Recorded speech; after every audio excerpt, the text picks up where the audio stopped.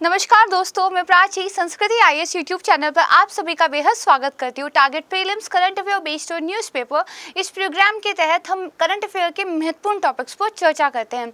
हमारा उद्देश्य प्रीलिम्स के लिए 1.5 साल के करंट अफेयर को तैयार करना है, इसीलिए हर एक टॉपिक के बाद उससे संबंधित एमसीक्यू की प्रैक्टिस भी हम करते हैं। कल की वीडियो में 2 प्रश्न मैंने आपको सॉल्व करने के लिए दिए थे। आप में से काफ़ी लोगों ने उसका सही उत्तर दिया है, आपको बधाई हो। उन 2 प्रश्नों का सही उत्तर भी अब हम आज की वीडियो में डिस्कस करेंगे। तो आइए बिना किसी देरी के स्टार्ट करते हैं आज का वीडियो स्टार्ट करने से पहले एक जरूरी सूचना, संस्कृत आईएएस की ओर से सामान्य अध्ययन का फाउंडेशन बैच लॉन्च किया जा रहा है, जो कि 22 अगस्त से प्रारंभ होगा। क्लासेस की जो टाइमिंग रहेंगी वो 11:30 बजे रहेगी। इस बैच के बारे में और ज्यादा डिटेल लेने के लिए या फिर अगर आप संस्कृत आईएएस के द्वारा चलाए जा रहे अन्य कोर्सेज के बारे में या डिस्टेंस लर्निंग कोर्स के बारे में जानना चाहते हैं तो मेरी टीम से कॉन्टेक्ट कर सकते हैं, उनके द्वारा आपकी यथोचित हेल्प की जाएगी। आइए अब हम देखते हैं कि आज की वीडियो में कौन कौन से टॉपिक्स को हम कवर करेंगे। इसके बाद हम उन 2 प्रश्नों का उत्तर जानेंगे जो हमने कल की वीडियो में पूछे गए थे। तो देखिए, सबसे पहला तो हमारा जो SSLV D1 है, इसको देखेंगे। देखिए, इसरो के द्वारा एक छोटा एक स्मॉल सैटेलाइट लॉन्च व्हीकल जो है बनाया गया था। ये इसकी पहली उड़ान थी और जिसमें अनफॉर्चुनेटली ये असफल रहा है। तो क्या ये मिशन था, क्यों ये असफल रहा है और आगे भविष्य के लिए इसरो की तरफ से क्या देखा जा रहा है, इन सारी चीज़ों पर हम बात करेंगे। इस टॉपिक को समझते हुए 2 ऑर्बिट्स, एक आपका सर्कुलर ऑर्बिट और दूसरा आपका एलिप्टिकल ऑर्बिट, इन पर भी थोड़ी सी चर्चा करेंगे। सेकंड टॉपिक हमारा होगा ग्रेट बैरियर रीफ में प्रवाल भित्ति में सुधार। तो देखिए, ऑस्ट्रेलिया के अंदर ग्रेट बैरियर रीफ पाया जाता है, जहाँ पे कोरल्स बहुत बड़ी संख्या में मिलते हैं। उनकी अवस्थिति को लेकर एक रिपोर्ट हाल ही में रिलीज हुई है। उस रिपोर्ट में एक गुड न्यूज़ भी बताई गई है, बट भविष्य के लिए चेताया भी गया है। तो उस रिपोर्ट के बारे में जानेंगे, प्रवाल भित्तियां क्या होती है ये पढ़ेंगे, उनके क्या टाइप्स होते हैं ये जानेंगे और पिक्चर के माध्यम से समझने का प्रयास करेंगे। इसके अलावा कोरल ब्लीचिंग, इसी कॉन्सेप्ट को भी हम थोड़ा सा टच करते हुए चलेंगे। नेक्स्ट टॉपिक रहेगा outbound travel and tourism and opportunity untapped. ये रिपोर्ट हाल ही में देखिए रिलीज की गई है फिक्की के द्वारा, उनके एक सहयोगी के साथ मिलकर। इसमें भारत का जो आउटबाउंड टूरिज्म है, इसको लेकर काफ़ी अच्छी बातें कही गई हैं। तो ये रिपोर्ट की जो फाइंडिंग्स है उन पर हम थोड़ी सी चर्चा करेंगे। साथ ही हम ये देखेंगे कि इस रिपोर्ट की फाइंडिंग्स का हम मीन्स के पॉइंट ऑफ व्यू से कैसे यूज़ कर सकते हैं, राइट। फिर हमारा 4th रहेगा स्काईलाइट अभ्यास। हाल ही में जो भारतीय सेना है उनके द्वारा अपने सैटेलाइट कम्युनिकेशन को अच्छी तरीके से परीक्षण करने के लिए, अपने कार्मिकों को एक तरीके से ट्रेनिंग देने के लिए एक अभ्यास का जो है आयोजन किया गया था। तो इसके बारे में समझेंगे। और लास्ट टॉपिक हमारा रहेगा इंडिया की उड़ान पहल। देखिए, आज़ादी का अमृत महोत्सव सरकार की तरफ से सेलिब्रेट किया जा रहा है और इस बार जो 15 अगस्त आने वाला है उसको लेकर तो एक अलग ही उत्साह पूरे देश में है। तो इसीलिए जो अलग अलग मंत्रालय हैं उनके द्वारा अलग अलग इनिशिएटिव्स को शुरू किया जा रहा है। संस्कृति मंत्रालय के द्वारा गूगल आर्ट एंड कल्चर के साथ मिलकर इंडिया की उड़ान पहल प्रारंभ की गई है। तो ये हमारे लिए इंपॉर्टेंट है, तो इसको भी हम जो है समझेंगे, राइट। तो आइए अब हम पहले देख लेते हैं जो हमारे पिछले 2 प्रश्न थे उनका क्या उत्तर रहेगा। पहला जो मैंने आपसे प्रश्न पूछा था वो देखिए क्या था। इसमें पूछा गया था कि हाल ही में लोकसभा के द्वारा ऊर्जा संरक्षण संशोधन विधेयक 2022 पारित किया गया है।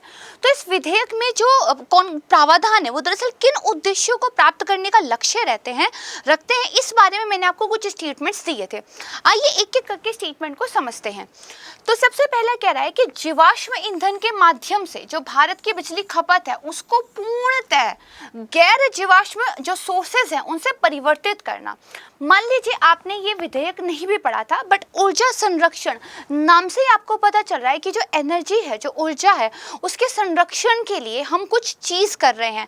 और देखिए, आज के टाइम में जब एनर्जी को लेकर कुछ भी बात हो रही हो तो क्लीन एनर्जी, ठीक है, रिन्यूएबल सोर्सेज से मिलने वाली एनर्जी, ये ज़रूर फोकस में होगी, इतना आप समझ सकते हैं, राइट। अब यहाँ पे क्या कह रहा है कि जो हमारे नॉन रिन्यूएबल सोर्सेज हैं उनसे कंप्लीटली हम रिन्यूएबल सोर्सेज पे चले जाएंगे। क्या कंप्लीट चेंज करना संभव है? क्या किसी विधेयक में कानून के माध्यम से ये कानूनी प्रावधान सरकार कर सकती है कि हम कंप्लीट चेंज कर देंगे? देखिए, थोड़ा सा एम्बिशियस टारगेट हो जाएगा। सरकार एक लक्ष्य तो रख सकती है बट उसको एक कानूनी माध्यम के द्वारा कानूनी रूप नहीं दे सकती, राइट। तो ये स्टेटमेंट इसलिए हमारा क्या है, सही नहीं हो सकता, गलत होने की संभावना ज्यादा है। दूसरा कह रहा है 2040 तक भारत के नेट जीरो लक्ष्य को प्राप्त करना। अगेन देखिए 2022 में हम हैं, लगभग 18 सालों बाद 2040 क्या हम कार्बन न्यूट्रल हो जाएंगे? जितना कार्बन हम इन्वायरमेंट में छोड़ रहे हैं, क्या उतने ही कार्बन को हम कैप्चर करके चीज़ों को बराबर कर पाएंगे? Again a ambitious target. तो अगर आपको ये नहीं भी याद है कि 2070 तक जो है ये लक्ष्य रखा गया है, तो भी आप समझ सकते हैं कि इतनी जल्दी जीरो कार्बन पे आना तो संभव नहीं है। तो ये स्टेटमेंट गलत हो जाता है। अगेन दूसरी बात, सरकार एक महत्वाकांक्षी लक्ष्य रख तो सकती है। जैसे एक एग्जांपल लीजिए, हमने कुछ फंडामेंटल राइट दिए, लेकिन कुछ चीज़ों को हमने डीपीएसपी में रखा, उनको हमने लीगल बैकिंग नहीं दी। क्यों? क्योंकि संसाधन कम है। हम प्रयास करेंगे वैसा करने का, लेकिन वैसा हम कर ही देंगे, इस चीज़ को हम कानूनी मान्यता नहीं देते, तो डीपीएसपी को लीगल बैकिंग नहीं दी गई। सेम इसी तरीके से रिन्यूएबल एनर्जी सोर्सेज से बिजली को लेकर आना है, कार्बन न्यूट्रल इस देश को करना है, ये हम लक्ष्य तो रख सकते हैं, बट इनको कानूनी प्रावधान के रूप में किसी विधेयक में, किसी एक्ट में शामिल नहीं करेंगे। राइट? तो ये वाला स्टेटमेंट भी देखिए हमारा क्या है, गलत होने की संभावना रखता है। फिर ये कह रहा है भारत के कार्बन बाजार को विकसित करना। यानी कि देखिए, जब आप एनर्जी की बात कर रहे हो, साथ में क्लीन एनर्जी जैसा कुछ हिंट आ रहा हो, तो इसका मतलब जो कार्बन की ट्रेडिंग की अवधारणा हम पढ़ते आ रहे हैं न्यूज़पेपर में, तो अवश्य ही उसका जिक्र इस विधेयक में भी होगा। ये मैं ये अज्यूम करके चल रही हूँ कि आपने ये नहीं पढ़ा है, तब भी कैसे प्रश्न कर सकते हैं। राइट? पढ़ा है उससे अच्छा तो कुछ हो ही नहीं सकता। तो अब देखिए, कार्बन का मार्केट भारत सरकार की तरफ से बिल्कुल इस बात का प्रयास किया जा रहा होगा कि कार्बन की ट्रेडिंग हो, ऐसा एक मार्केट हम बनाए। तो इस ऑप्शन के सही होने की संभावना ज्यादा रहती है। ये ठीक हो गया। फिर ये कह रहा है स्वच्छ प्रौद्योगिकी के क्षेत्र में विदेशी निवेश को अत्यधिक बढ़ावा देना। देखिए, क्लीन एनर्जी पर जब आप फोकस रखेंगे तो ऑब्वियस सी बात है उसमें इन्वेस्टमेंट आएगा, आपका डोमेस्टिक इन्वेस्टमेंट भी आएगा और फॉरेन से भी आपका इन्वेस्टमेंट आएगा। राइट? लेकिन एक विधेयक की वजह से एकदम से अत्यधिक बढ़ावा इन्वेस्टमेंट को मिल जाएगा, ये नहीं हो सकता उसका प्रावधान। राइट? तो इस स्टेटमेंट का भी गलत होने की संभावना ज्यादा रहती है। अब आइए हम अपने ऑप्शंस पे देखते हैं, वो कह रहा है कौन सा सही है। तो देखिए, केवल 3, हाँ ये एक ऑप्शन हो सकता है। केवल 2 और 3, देखिए 2 और 3 ये ऑप्शन नहीं हो सकता क्योंकि दूसरा मेरा गलत है। फिर ये कह रहा है केवल 1, 2, 3, तो अगेन गलत है। उपयुक्त सभी तो वैसे ही ठीक नहीं है। तो मतलब जो केवल 3 है, ये वाला ऑप्शन मुझे सबसे जो है सही फील होता है, तो it can be a answer, और again this is the right answer. Right? तो इस तरीके से थोड़ा सा क्वेश्चन को क्या है, सॉल्व करना है। तो ये इसका आंसर आपको पता चल गया। सेकंड क्वेश्चन हमने पूछा था, जो आदर्श किराएदारी अधिनियम था, मॉडल टेनेंसी एक्ट था, इसके बारे में 2 स्टेटमेंट पर आपको चर्चा करनी थी। पहला जो है एक्ट के उद्देश्य के बारे में बात करता है कि विवादों और संबंधित मामलों के समाधान हेतु एक स्पीडी जजमेंट देने के लिए, त्वरित न्याय निर्णय तंत्र प्रदान करने के लिए किराया प्राधिकरण की स्थापना का प्रावधान करता है। देखिए, जब भी कोई एक्ट आता है तो उस एक्ट में जो मुद्दे हैं, उन मुद्दों से संबंधित अगर कोई विवाद उत्पन्न होता है तो उनको सॉल्व करने के लिए किसी अथॉरिटी का जरूर कोई ना कोई प्रावधान रहता है। कोई भी एक्ट या कोई भी विधेयक एक ऐसी बॉडी के बारे में बात जरूर करता है जो उस एक्ट को जो है रेगुलेट करेगी, विनियमित करेगी, उसको मॉनिटर करेगी। वो कोई पहले से बनी हुई अथॉरिटी भी हो सकती है और कोई नई बनाने का प्रावधान भी हो सकता है। तो जो मॉडल टेनेंसी एक्ट है, इसमें एक्चुअली में किराया प्राधिकरण की स्थापना की बात की गई है। तो again this is a right statement. फिर ये कह रहा है अधिनियम के तहत संपत्ति का मालिक और किराएदार के बीच लिखित जो है समझौता होना अनिवार्य है। देखिए, हमारे यहाँ जितना भी काम होता है वो पक्का तब माना जाता है जब वो पेपर वर्क पे होता है। राइट? मान लीजिए किराएदार और जमींदार के बीच में कोई लड़ाई हो गई, अब आप कोर्ट में गए हैं तो आपके पास सबूत होने चाहिए ना कि किस एग्रीमेंट पे, कितने किराए पे, कितने डिपॉजिट पे ये मकान किराए पे दिया गया था, क्या एग्रीमेंट हुए थे। तो इसका मतलब कानून इस बात को मैंडेटरी करता ही होगा कि भैया जब भी कोई समझौता करो तो लिखित रूप से करो। राइट? तो मान लीजिए ये प्रोविजन नहीं भी पता है, तब भी सोचिए ना, कल को कोई विवाद हो जाएगा तो जब तक कोई लिखित एग्रीमेंट नहीं होगा, कोर्ट किस बेस पर आपकी बात सही मानेगा? किराएदार कुछ कहेगा, जमीन का मालिक कुछ और कहेगा। तो अगेन ये स्टेटमेंट ना भी याद हो तब भी सही मुझे ज्यादा प्रतीत होती है। ठीक बात है। तो ये पूछ रहा है कौन सा सही है, दोनों ठीक है, तो सी मेरा जो है आंसर यहाँ पे हो जाएगा। राइट, तो इतना आप समझ गए। अब हम शुरुआत करते हैं आज के वीडियो की। आज के टॉपिक्स पढ़ेंगे और अगेन एक प्रश्न मैं आपसे पूछूंगी। इसी तरीके से साथ मिलकर गिव एंड टेक करते हुए हम पढ़ाई करते रहेंगे। पहला टॉपिक SSLV D1। तो देखिए जो SSLV D1 था, इसरो ने बेसिकली इसको लॉन्च किया था, बट फिर इसरो ने बताया कि इसकी जो मीडियन फ्लाइट थी, मीडियन मतलब इसका पहला जो ये प्रयास था वो बेसिकली असफल हो गया है। क्यों असफल हो गया है? क्योंकि इसमें जो 2 पेलोड थे, जो हमारे 2 उपग्रह थे, उनको ये उनकी निर्धारित कक्षा में स्थापित करने में क्या है, विफल हो गया है। देखिए मान लीजिए ये अर्थ है, ठीक है, अर्थ का एक ऑर्बिट होता है, राइट। आपको कोई भी जो सैटेलाइट होती है वो आपको इस अर्थ के ऑर्बिट में जो है भेजनी रहती है, राइट। अगर वो इस ऑर्बिट में नहीं गई तो इसका मतलब उस सैटेलाइट को जो काम करना था, जो उस सैटेलाइट से जो आपको डाटा मिलना था, वो आपको मुश्किल हो जाएगा। तो जब आप ऑर्बिट में ही नहीं गए तो उसका मतलब मिशन क्या है, विफल हो गया। इसी चीज़ को हम थोड़ा सा और डिटेल में समझेंगे। पहले चीज़ें देख लेते हैं। तो देखिए जो इसरो है उन्होंने एक्चुअली ट्वीट किया, ठीक है, जिसमें ट्वीट में उन्होंने बेसिकली बताया भी कि जो सैटेलाइट था वो 356 किलोमीटर इंटू 76 किलोमीटर के इलिप्टिकल ऑर्बिट में चला गया है, ना कि जो है हमारा एक सर्कुलर ऑर्बिट हो उसमें। अगेन समझेंगे, इसको घबराना नहीं है। तो देखिए इसरो ने क्या कहा कि हमने इस लॉन्च व्हीकल के द्वारा जो सैटेलाइट ऊपर भेजे वो दरअसल अनुपयोगी हो गए हैं, काम के नहीं रहे हैं। ऐसा नहीं है कि टक्कर हो गई, टूट फूट हो गई, कुछ खराब हो गया या मिशन में कोई विस्फोट हो गया, नहीं नहीं, स्पेस में चले गए हैं, सही सलामत है, लेकिन जिस ऑर्बिट में भेजना था उसमें ना जाके कहीं और स्टैब्लिश हो गए। इसकी वजह से हमारे काम के नहीं रहे हैं। जब हमारे काम के नहीं रहे तो मिशन मतलब अनसक्सेसफुल, राइट। तो देखिए क्या है, निर्धारित कक्षा से अलग कक्षा में चला गया है। फिर ये कह रहा है जो सुधार होंगे, एक समिति बेसिकली बनाई जाएगी इसरो के द्वारा जो देखेगी कि क्या क्या रीजंस रहे थे फेलियर के, फिर वो कुछ सुधार बताएगी। उन छोटे छोटे सुधारों के पुनः सत्यापन के बाद अगला SLV, पहला D1 था, इस बार D2 को जो है इसरो जल्द ही लॉन्च करेगा। ठीक बात है। देखिए जो छोटे छोटे रॉकेट लॉन्चर हैं उनको लेके मार्केट में बहुत ज़्यादा विकास देखने को मिल रहा है।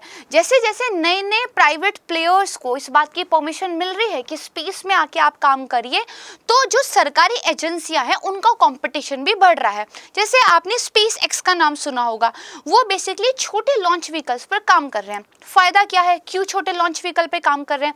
बड़े लॉन्च व्हीकल को बनाने में पैसा ज़्यादा लगेगा, टेक्नोलॉजी ज़्यादा मुश्किल चाहिए, टाइम ज़्यादा लगता है, फ्लेक्सिबिलिटी कम होती है।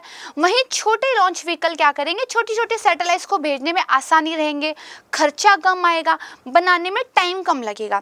तो काफ़ी सारे प्राइवेट प्लेयर्स इन छोटे लॉन्च व्हीकल को लेकर काम कर रहे हैं। इसी दिशा में इसरो ने भी एक प्रयास किया था और उन्होंने SSLV D1 जो है भेजा था, जो अनफॉर्चुनेटली असफल हो गया।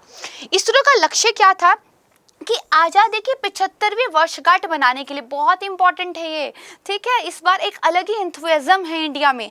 तो देखिए इस 75वीं वर्षगांठ को मनाने के लिए जो नया बनाया गया रॉकेट था, क्या नाम है SSLV का फुल फॉर्म, लघु उपग्रह प्रक्षेपण यान विकासात्मक उड़ान। ये D से जो आता है ये विकासात्मक वर्ड आता है, इसका बेसिकली प्रक्षेपण जो है इसरो ने किया था। अब ये जो उपग्रह है ये जो अपनी ऑर्बिट में नहीं पहुंचा है और इसरो कह रही है अनुपयोगी हो गया है, तो बेसिकली क्यों नहीं रहा है उपयोग के योग्य?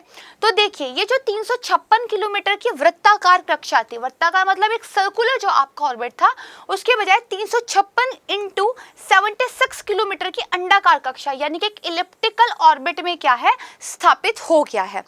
उसके बाद ये कह रहा है क्योंकि ये सबसे निचले बिंदु पर केवल 36 किलोमीटर ही ऊपर है, तो ये जबकि ठीक है, एक काम करती हूँ, इसको मैं इमेज से आपको समझाती हूँ तो थोड़ा सा क्लियर जो है आपको चीज़ें हो जाएंगी, राइट।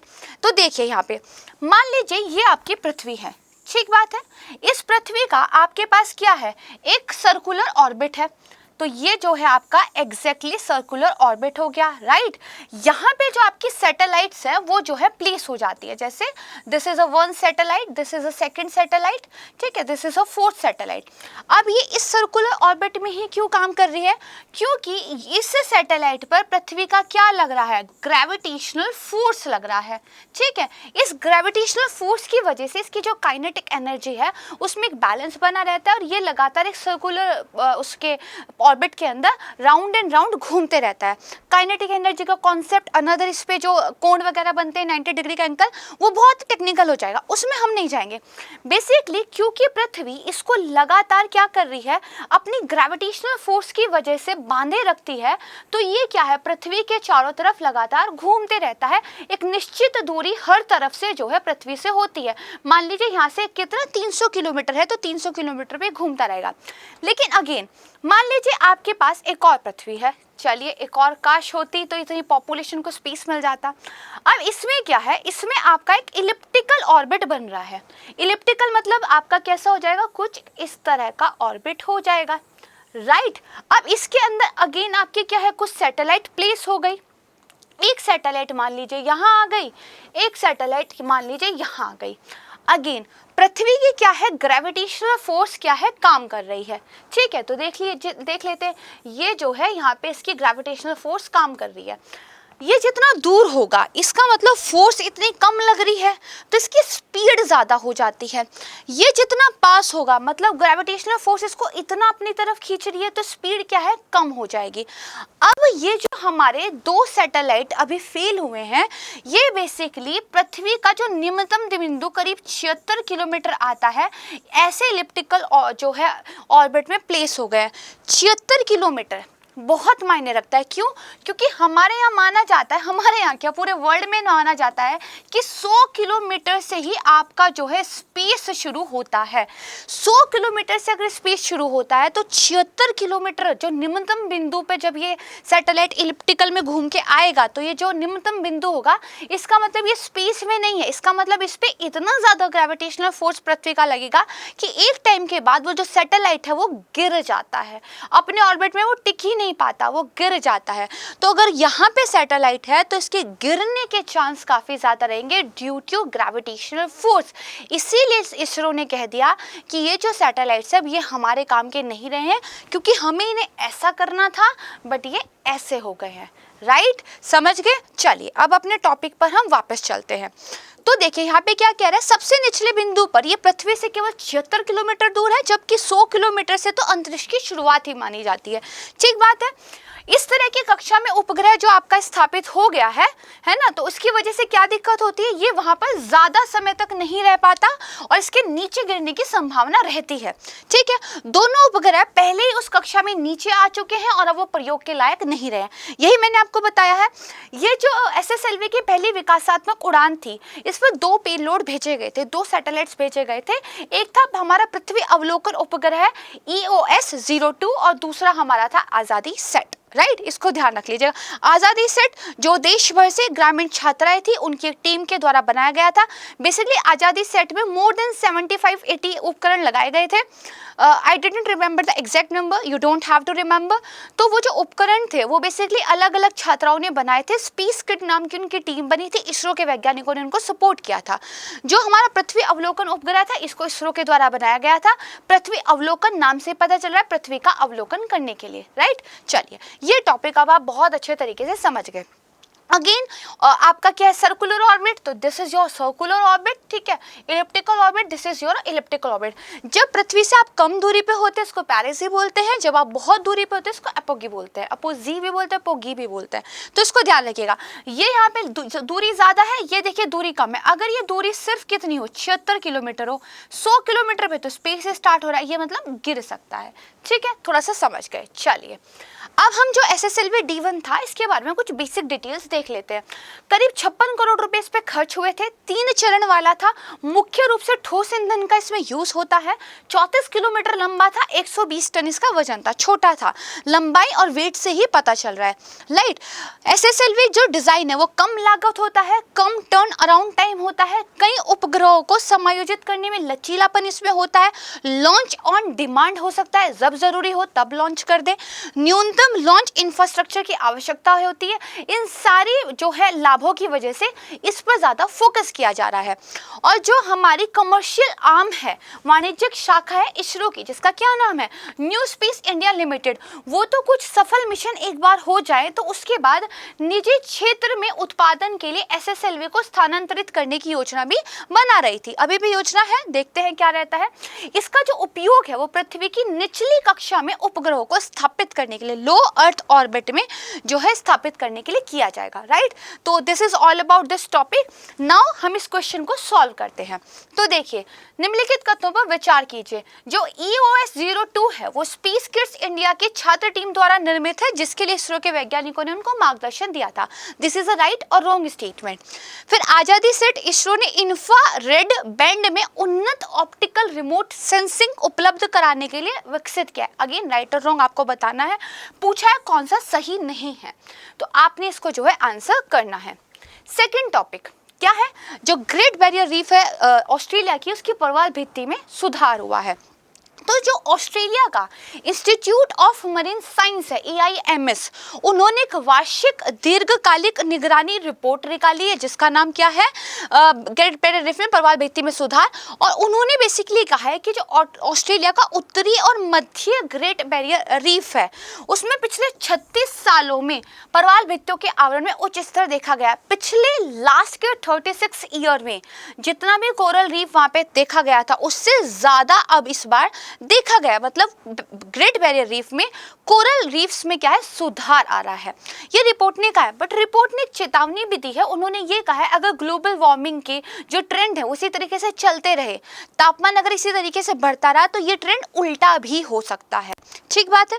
तो आइए देख लेते हैं कि जो प्रवाल भित्तियां है, ये जो कोरल रीफ्स है, ये क्या होते हैं। तो देखिए, कोरल रीफ या प्रवाल भित्ति या फिर मूंगे की चट्टान के नाम से भी इनको जाना जाता है। ये क्या है, समुद्र के भीतर स्थित एक प्रकार की चट्टान है, जो किस बात से बनी होती है, जो परवालों के द्वारा कैल्शियम कार्बोनेट छोड़ा जाता है। देखिए, जो परवाल होते हैं वो कैल्शियम कार्बोनेट के बने होते हैं। वो एक शैवाल के साथ एक सहयोजक संबंध में रहते हैं। शैवाल क्योंकि फोटोसिंथेसिस कर सकता है तो वो इनको भोजन दे सकता है। ये क्योंकि फोटोसिंथेसिस नहीं कर सकते तो ये अपने खाने पीने के लिए उस शैवाल पर निर्भर रहते हैं, जिसको जूज़ैंथली कहते हैं। राइट। लेकिन जो वो जूज़ैंथली है, उनको रहने के लिए और मछलियां उनको ना खा जाए, इससे बचने के लिए घर की जरूरत होती है। तो ये परवाल होते हैं, ये कैल्शियम कार्बोनेट का एक स्ट्रक्चर से क्योंकि बने रहते हैं, तो ये परवाल उस चीज को प्रदान करते हैं। तो आपस में गिव एंड टेक का रिलेशनशिप पे चलता है, जैसे हमारे बीच में चलता है। वीडियोस हम अच्छी बना के लेके आते हैं, आप अच्छी पढ़ाई करते हैं, हमें खुशी होती है, आपको खुशी होती है। और आपने इस वीडियोस को लाइक जरूर करना है अगर आपको ये पसंद है तो, और अगर आप मेरे चैनल पर नए हैं तो सब्सक्राइब जरूर करना है। खैर, बैक टू द टॉपिक। चलिए, तो मैंने आपको क्या बताया, परवाल जो कि क्या होते हैं, जैसे जैसे ये मरते रहते हैं तो अपने नीचे कैल्शियम कार्बोनेट छोड़ते रहते हैं। राइट। और एक पूरी चट्टान का रूप ये बन जाता है। जूज़ैंथली जो खाना बनाते हैं वो इनके साथ रहते हैं और एक संबंध में, एक बॉन्ड में ये रहते हैं। ठीक बात है। ज्यादातर ये कहाँ मिलते हैं, तो उष्ण कटिबंधीय और जो उपोष्ण कटिबंधीय समुद्र होते हैं, जहाँ टेम्परेचर 20 से 30 डिग्री सेल्सियस रहता है, वहाँ ये रहते हैं। ज्यादातर शैल भित्तियां समुद्र तल से थोड़ी सी दूर हटकर रहती हैं। मान लीजिए दिस इज योर सी, तो इससे थोड़ा सा हटकर इस तरह से जो है आपके रीफ्स बने रहते हैं। तो बीच में क्या है, पानी रहता है। इधर प्रवाल भित्ति है, इधर तट है, बीच में समुद्र का पानी है। इस पर्टिकुलर संरचना को लेगून कहते हैं। कई बार पढ़ा होगा ना लेगून, तो इस पर्टिकुलर संरचना को लेगून कहते हैं। छिछले लेगून बन जाते हैं। कोरल या परवाल उथले सागर में पाए जाते हैं, ज्यादा डीप नहीं, क्योंकि जो सूर्य का प्रकाश जाना चाहिए ताकि जूज़ैंथली खाना बना सके, तो उथले सागर में पाए जाते हैं। विकास के लिए इनको स्वच्छ पानी चाहिए, क्लीन वाटर, अवसाद रहित हो, क्योंकि जब ये अवसाद रहता है पानी के अंदर तो ये इन परवालों के मुंह में भर जाता है, जिसकी वजह से फिर ये ब्रीदिंग वगैरह नहीं कर पाते और इनकी डेथ हो जाती है। ठीक है, इतना समझ गए। देखिए इस तरह की खूबसूरत से स्ट्रक्चर दिखता है। सो मैनी कलर्स के जो है कोरल रीफ्स आपको दिख सकते हैं। गूगल पे एक बार आप सर्च कीजिएगा तो देखिए कोरल्स जो है फोटोसिंथेटिक शैवाल के साथ पारस्परिक रूप से साथ रहते हैं, जिनको जूज़ैंथली कहा जाता है। कोरल एक कैल्शियम कार्बोनेट की संरचना बनाते हैं जो जूज़ैंथली को सुरक्षा और घर देते हैं, और जूज़ैंथली इनको क्या है, पोषक तत्व देते हैं, राइट। अब परवाल विरंजन क्या होता है? कोरल ब्लीचिंग, ब्लीच मतलब किसी चीज का कलर हटा देना, राइट। तो देखिए जब ये परवाल ऐसे व्हाइट कलर के दिखने लगते हैं, इनके जो ब्यूटीफुल कलर्स है वो इनसे हट जाते हैं, तो कोरल ब्लीचिंग माना जाता है। ये होता कैसे? मान लीजिए कुछ ऐसी कंडीशंस पैदा हो गई है कि परवाल स्ट्रेस में आ गए हैं। जैसे अगर तापमान जो है समुद्र के पानी का वो बढ़ गया है, तो स्ट्रेस में आके जो परवाल है वो जूज़ैंथली को एक्सपेल कर देते हैं, खुद से हटा देते हैं। तो जब जूज़ैंथली इनसे हट जाते हैं तो खाना कौन बनाएगा, राइट। मम्मी अगर घर में नहीं होगी तो कब तक मैगी से काम चलेगा, खाना तो बनाना पड़ेगा। तो जब इनसे जूज़ैंथली अलग हो जाते हैं, इनको खाना और पोषक तत्व नहीं मिलते, तो परवाल क्या है, मरने लगते हैं। और क्योंकि इनको ये जो ब्यूटीफुल कलर्स मिलते हैं जूज़ैंथली की वजह से मिलते हैं, तो और ये तो केवल कैल्शियम कार्बोनेट है, तो ये हमें व्हाइट दिखने लगता है। इसी को कोरल ब्लीचिंग कहते हैं। यह एक कॉन्सेप्ट ध्यान रखिएगा, मैंने बहुत पहले भी बताई थी वीडियो में। कोरल ब्लीचिंग का मतलब परवाल की कंप्लीट डेथ नहीं है। इसका कारण ये माना जाता है कि वो स्ट्रेस में है, लेकिन अगर उस स्ट्रेस की कंडीशन को बदल दिया जाए तो उस कोरल ब्लीचिंग को रिवर्स किया जा सकता है एक हद तक, राइट। इसको ध्यान रखिएगा। अच्छा, अब हम देखते हैं कि इनको क्या क्या मुश्किलें होती है। तो नाइट्रोजन और फास्फोरस की बढ़ती हुई मात्राएं, ग्लोबल वार्मिंग की वजह से जो तापमान बढ़ रहा है, जो ओशन का एसिडिफिकेशन हो रहा है, जिसको महासागरों का अम्लीकरण भी बोलते हैं, वेरी इंटरेस्टिंग कॉन्सेप्ट, और मछलियों का अधिक शिकार होने की वजह से कोरल्स पे स्ट्रेस पड़ रहा है, और ये सारे रीजन फाइनली कोरल ब्लीचिंग का कारण बन रहे हैं। अगर इन स्ट्रेस फैक्टर को लंबे समय तक रहने दिया जाए, हटाया ना जाए, तो कोरल ब्लीचिंग के बाद फाइनली कोरल्स की डेथ भी हो जाती है। ये महासागरों में विविधता का एक बहुत बड़ा रीजन है, महासागरों के इकोसिस्टम के लिए बहुत ज्यादा जरूरी है। अब कोरल्स की देखिए मुख्यतः 3 टाइप होते हैं। पहला होता है तटीय या झालदार कोरल रीफ, दूसरा होता है अवरोधक कोरल रीफ जिसको बैरियर भी बोलते हैं, और तीसरा आपका अटोल होता है। एक ही करके समझते हैं।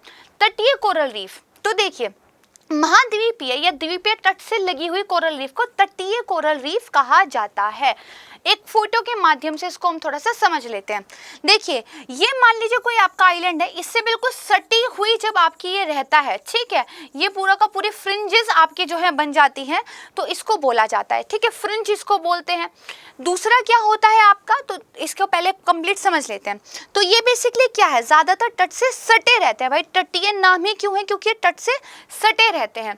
लेकिन कभी कभी इनके और स्थल के भाग के बीच में एक अंतराल भी हो जाता है, जिसकी वजह से क्या छोटे छोटे लेगून बन जाते हैं। मान लीजिए ये आपका तट है, इससे सटे हुए आपके इस तरह से कोरल बन रहे हैं, लेकिन इस कोरल में यहाँ पे गैप हो गया, देन ये बन गया, तो ये जो स्ट्रक्चर आपका बनता है ये एक लेगून बन जाता है, जिसको क्या है, बोट चैनल भी कहते हैं, राइट। दूसरा आपका क्या होता है, तो पहले देख लेते हैं, ये मन्नार की खाड़ी और अंडमान निकोबार द्वीप समूह में पाए जाते हैं। दूसरा फिर होता है अवरोधक कोरल रीफ, तो ये तट से कुछ दूरी पर होते हैं, ये बिल्कुल सटे हुए नहीं होते, तट से थोड़ी दूरी पे होते हैं। इनका जो विकास है वो तट के समानांतर होता है, पैरेलल होता है। मान लीजिए ये आपका तट है, तो यहाँ पर जो है इस तरह के रीफ्स आपके ये बन जाते हैं, ठीक बात है। क्योंकि ये बीच में पानी रहता है और इधर तट और इधर आपका कोरल रीफ्स है, तो ये एक लंबी अवरोधक दीवार का जो है निर्माण करते हैं, और इसके बीच में सैकड़ों मीटर चौड़े जो है आपके लेगून्स बने होते हैं। इसका बहुत अच्छा एग्जाम्पल है ऑस्ट्रेलिया के अंदर ग्रेट बैरियर रीफ, जिसकी वजह से हम इसको पढ़ भी रहे हैं। तीसरे होते हैं आपके अटोल, जो वलयाकार कोरल्स होते हैं उन्हीं को अटोल कहा जाता है। तो ये किसी लेगून के चारों ओर परवाल भित्तियों की एक पट्टी से निर्मित होते हैं। इनके केंद्र में क्या होता है, एक लेगून होता है। यहाँ पर देखिए केंद्र में क्या है, एक लेगून बन गया है, ठीक है, और चारों तरफ क्या है आपकी रीफ्स हैं, और बेसिकली एक सर्कल जैसा बन गया है, वलयाकार ये बन गया है। तो ये हमारे क्या है, एटोल कहलाते हैं। इनके केंद्र में क्या होता है, तो केंद्र में एक लेगून होता है, ठीक है, और बीच बीच में खुले भाग मिलते हैं, जिसकी वजह से खुले सागर का और लेगून का आपस में संपर्क बना रहता है। भारत के अंदर जो लक्षद्वीप समूह है वहां पर अनेक प्रकार के एटोल पाए जाते हैं। तो बैरियर रीफ की फोटो आप देख सकते हो, अटोल की फोटो आप देख सकते हो, फ्रिंजिंग रीफ की फोटो आप देख सकते हो, ठीक बात है।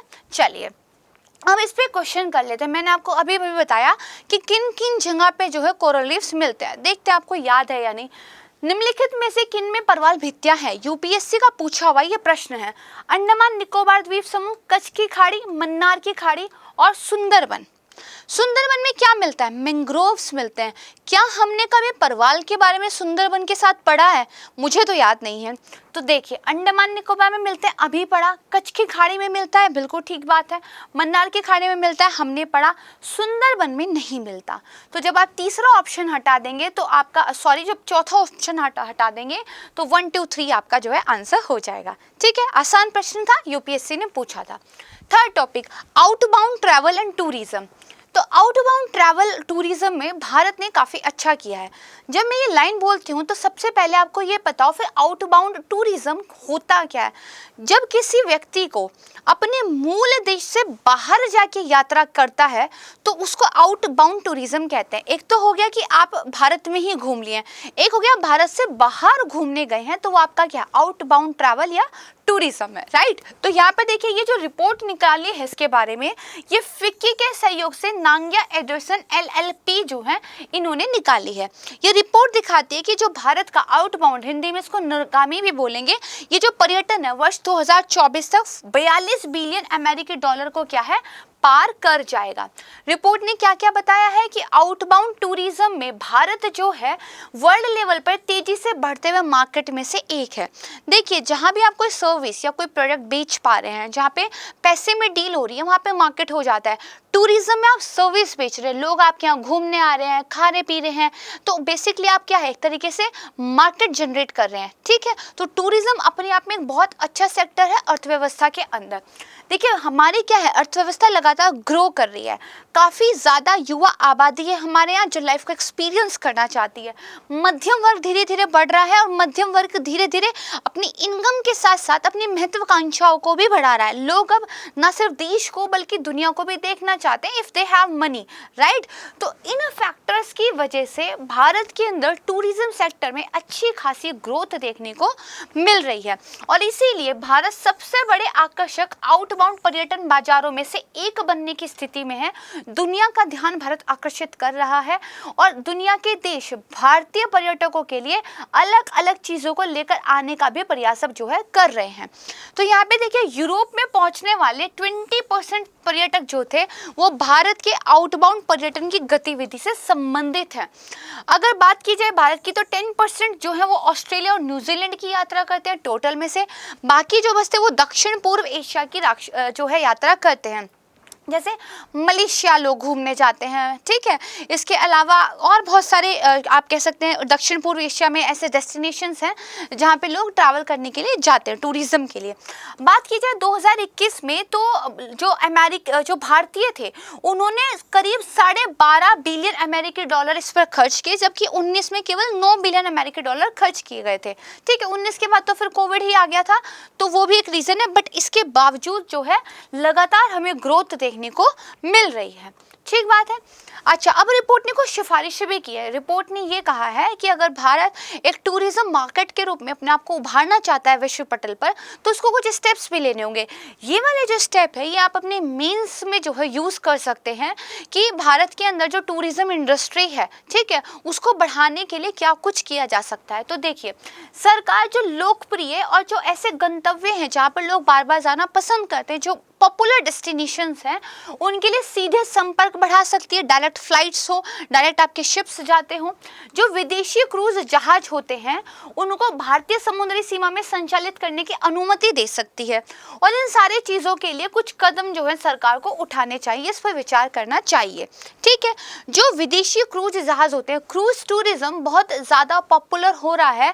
इंडिया का जो उच्च मध्य वर्ग है, जो इलाइट क्लास है, इलाइट क्लास में तो पहले भी पॉपुलर था, अब ये धीरे धीरे जो उच्च मध्य वर्ग आता है उनमें भी पॉपुलर हो रहा है। तो अगर विदेशी क्रूज जहाज़ों को भारतीय गंतव्यों को एक स्टॉप के रूप में शामिल करने की परमिशन दे दी जाए तो इनबाउंड और आउटबाउंड दोनों ही तरह के जो है पर्यटन को बढ़ावा मिलेगा और साथ ही जो भारतीय बंदरगाह हैं उनके राजस्व में भी वृद्धि होगी। तो बेसिकली विन विन सिचुएशन हो जाएगी। तो दीज आर सम आप कह सकते हैं सुझाव जो आप अपनी कॉपी में लिख सकते हैं। अब एक नोट लिख लेते हैं। अगर बात आती है कभी भी आंसर राइटिंग की तो आपको फैक्ट के बेस पे, डाटा के बेस पे अपनी बात को रखना चाहिए। अगर हम कह रहे हैं कि भारत में ट्रैवल एंड टूरिज्म अच्छा हो रहा है तो एक रिपोर्ट तो हम ये कोट कर सकते हैं जो हमने पढ़ी।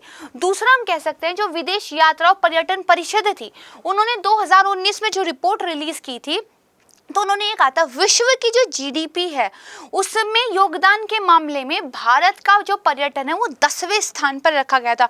वर्ल्ड की जीडीपी में जब योगदान की बात आए तो भारतीय पर्यटन 10th नंबर पे था। अगेन वेरी इंपॉर्टेंट, तो इसको ध्यान रखिएगा। अब आइए इस पे क्वेश्चन देखते हैं। क्वेश्चन क्या है कि जो विश्व यात्रा और पर्यटन प्रतिस्पर्धात्मक सूचकांक है वो निम्न में से किसके द्वारा जारी किया जाता है? विश्व आर्थिक मंच, संयुक्त राष्ट्र विश्व पर्यटन संगठन, आधिकारिक यात्रा संगठनों का अंतर्राष्ट्रीय संघ और अंतर्राष्ट्रीय हवाई परिवहन संघ। अगर आपको इस तरह के क्वेश्चन जो दिखने में आसान लगते हैं याद है तो ही आप कर पाएंगे, अदरवाइज ये टफ क्वेश्चंस होते हैं। स्टेटमेंट में आप कुछ तो दिमाग लगा सकते हैं, वर्ड से आपको कुछ तो हिंट मिल सकता है, यहाँ पे मुश्किल हो जाता है। देखिए तीन तो सीधे सीधे पर्यटन वर्ड आ रहा है, यात्रा वर्ड आ रहा है, परिवहन वर्ड आ रहा है, तो तीन तो लगातार सेम ही दिख रहे हैं, ये एक अलग है। तो हमारी टेंडेंसी कई बार होती है कि शायद इनमें से कोई हो, बट याद कर लीजिएगा ये वाली जो रिपोर्ट है ये विश्व आर्थिक मंच के द्वारा जो है रिलीज की जाती है। जो आपकी world travel and tourism competitiveness index है इसको वर्ल्ड इकोनॉमिक फोरम रिलीज करता है, राइट। तो इसका आंसर क्या है? ए हो जाएगा। फोर्थ टॉपिक स्काईलाइट अभ्यास। तो अभी देखिए भारतीय सेना ने अपने सैटेलाइट कम्युनिकेशन को परखने के लिए कि अगर देखिए अभी क्या हो रहा है, रूस यूक्रेन युद्ध चल रहा है, तो इस युद्ध ने कम्युनिकेशन खासकर सैटेलाइट कम्युनिकेशन पर दुनिया का ध्यान आकर्षित किया है कि कल को अगर युद्ध की स्थिति हो जाए और दुश्मन देश के द्वारा हमारे कम्युनिकेशन इंफ्रास्ट्रक्चर पर जो है वार कर दिया जाए तो आपस में बात कैसे करेंगे, एक सेना दूसरी सेना से बातचीत कैसे करेगी, इंपॉर्टेंट मैसेजेस कैसे पहुंचाए जाएंगे, इंटरनेट का जो है पूरा मामला बिगड़ जाएगा। तो विश्व का ध्यान गया है इस चीज के ऊपर कि सैटेलाइट कम्युनिकेशन इंफ्रास्ट्रक्चर को और स्ट्रॉन्ग कैसे करना है, अपनी जो सेना है उसको बेसिकली जो इंफॉर्मेशन वॉर की सिचुएशन आ रही है इसके लिए कैसे तैयार करना है, इस पर काफी ध्यान है। तो इन चीजों को ध्यान में रखते हुए भारतीय सेना ने भी कुछ कदम उठाए हैं जिसमें से एक ये अभ्यास था।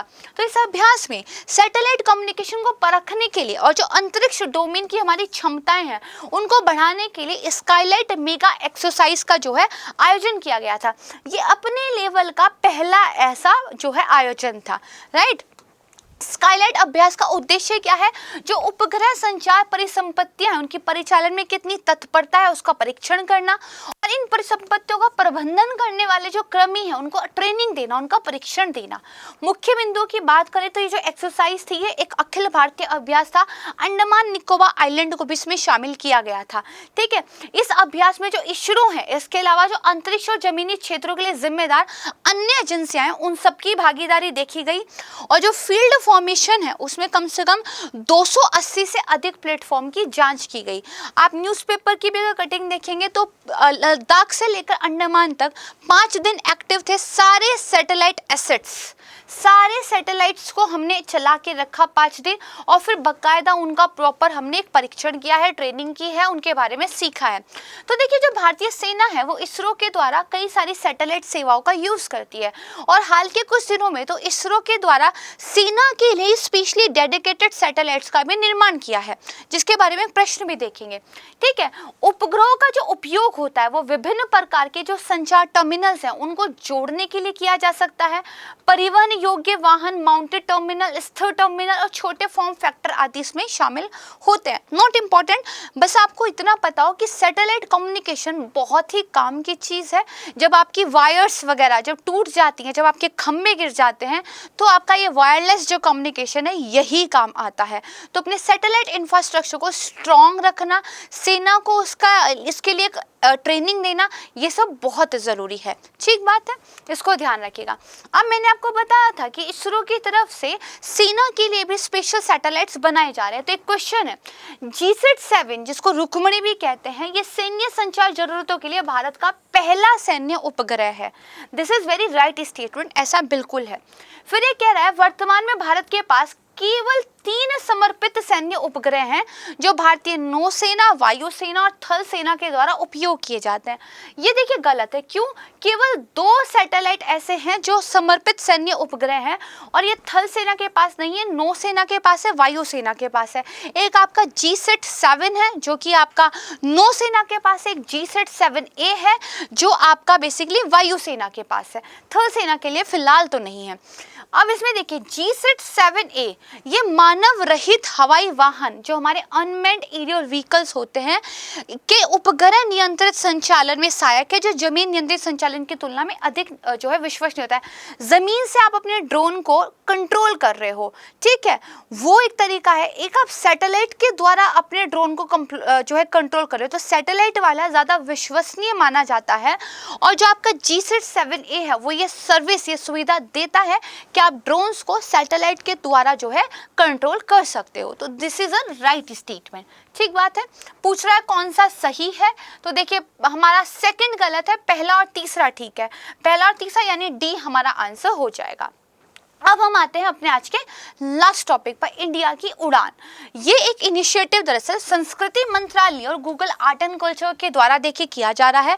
आज़ादी का अमृत महोत्सव के एक हिस्से के रूप में इस पहल की शुरुआत की जा रही है और भारत की जो अटूट और एक अमर भावना है उसको सेलिब्रेट करने के लिए इसको बनाया जा रहा है। इसमें होगा क्या, हमारा जो समृद्ध अभिलेखागार है, ठीक है, और जो हमारे कलात्मक चित्र हैं बहुत सारे, उनके माध्यम से नागरिकों को भारत की समृद्ध संस्कृति और विरासत के बारे में परिचित कराना है। ये हम जो वेस्टर्न कंट्रीज का गुणगान गाते रहते हैं ना, भारत बहुत खराब है, भारत में गंदगी है, भारत ये है और दूसरे कंट्रीज में अच्छा है, नहीं, भारत के बारे में जानिए, भारत की इतनी महान विरासत है उसके बारे में समझिए, भारत की डाइवर्सिटी को, भारत की मल्टी लैंग्वेज को, भारत के इतने सारे कल्चर्स को सेलिब्रेट करना सीखिए, राइट। तो ठीक है, इसमें देखिए इस पहल के तहत क्या होगा, जो यूजर्स हैं उनको भारत के कुछ जो उल्लेखनीय क्षण हैं, कुछ ऐसी घटनाएं जो बहुत ज़्यादा हमारे इतिहास के लिए इम्पोर्टेंट है, उनको वर्चुअली देखने की सुविधा जो है दी जाएगी। यहाँ पे यूजर्स जो है भारतीय इतिहास के जो प्रतिष्ठित व्यक्तित्व हैं, प्रमुख महिला व्यक्तित्व हैं, ठीक है, देश की जो वैज्ञानिक और खेल उपलब्धियां हैं, इनके बारे में ज़्यादा से ज़्यादा जान सकेंगे। इसकी थीम क्या है, तो पिछले 75 वर्षों में भारत की जो एक अटूट और अमर भावना रही है, ये इसकी थीम है। इसके अलावा गूगल संस्कृति मंत्रालय के सहयोग से एक सूचनात्मक ऑनलाइन सामग्री, इंफॉर्मेटिव ऑनलाइन कंटेंट बनाने की भी योजना बना रहा है। इसके जरिए गूगल आज़ादी से पहले और आज़ादी के बाद में देश को बदलने में जो भारतीयों का योगदान रहा था उसको प्रदर्शित करेगा। देखिए गूगल ने इस तरह का एक डूडल भी इसके लिए बनाया है, राइट। आइए अब एक प्रश्न देख लेते हैं। अगर संस्कृति मंत्रालय की बात आ रही है और भारत के कल्चर को सेलिब्रेट करने की बात आ रही है, तो एक स्कीम के बारे में स्वदेश दर्शन, ये आपको पता होनी चाहिए, ठीक है। तो स्वदेश दर्शन के संदर्भ में कुछ स्टेटमेंट दी गई है, इन पर आपको विचार करना है। यह पर्यटन सर्किट के विकास के उद्देश्य से पर्यटन और संस्कृति मंत्रालय द्वारा शुरू की गई एक केंद्रीय प्रायोजित योजना है। दूसरा कह रहा है जो केंद्रीय सार्वजनिक क्षेत्र के उपक्रम हैं, पब्लिक सेक्टर एंटरप्राइजेस हैं, और जो हमारा कॉर्पोरेट सेक्टर है, उनका जो कॉर्पोरेट सामाजिक जिम्मेदारी, कॉर्पोरेट सोशल रिस्पॉन्सिबिलिटी पहल है, इस पहल के तहत उपलब्ध जो स्वैच्छिक धन है उसका प्रयोग योजना के लिए किया जा सकता है। आपको क्या है, सही बताना है। तो पहली स्टेटमेंट पाइए, दरअसल ये केंद्र प्रायोजित नहीं बल्कि केंद्रीय क्षेत्र की योजना है, ठीक है। तो बेसिकली ये आपका स्टेटमेंट गलत हो जाएगा। दूसरा ये कह रहा है कि कॉर्पोरेट सोशल रिस्पॉन्सिबिलिटी के तहत उपलब्ध जो मनी है उस धन का प्रयोग आप इस योजना के लिए कर सकते हैं। तो this is a right statement, government ने इस तरह का प्रोविजन जो है रखा है, ठीक बात है। यहाँ पे पूछा कौन सा सही है, तो केवल 2 सही है, बी हमारा राइट आंसर हो जाएगा, ठीक बात है। तो यहाँ पर हमारा वीडियो जो है समाप्त होता है। मुझे उम्मीद है कि वीडियोस आपको हेल्प कर रहे हैं, आपके करंट अफेयर की तैयारी को आसान बना रहे हैं। अगर ऐसा है तो प्लीज़ मुझे और मेरी टीम को मोटिवेट कीजिएगा एक थम्स अप देकर, और अगर आप चैनल पर नए हैं तो प्लीज़ इसको सब्सक्राइब कीजिएगा। ज़्यादा से ज़्यादा हिंदी माध्यम के अभ्यर्थियों के साथ इन वीडियोज़ को शेयर कीजिए, ताकि इसी एंथुसियाज्म के साथ, इसी विश्वास के साथ हम लगातार पढ़ाई करते रहें। बहुत जल्द मिलूंगी मैं आपको एक नई वीडियो के साथ, तब तक के लिए नमस्कार, धन्यवाद, जय हिंद।